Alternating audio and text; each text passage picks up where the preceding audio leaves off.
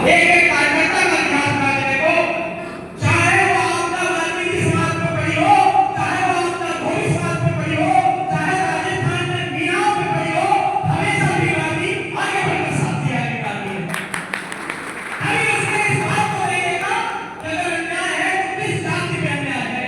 तो जरूरत इस बात की है कि जब हम सब एक माला में पिरोए हुए थे तो आज इस माला को टूटने न दिया जाए। हम सब एकत्रित हो गए एक साथ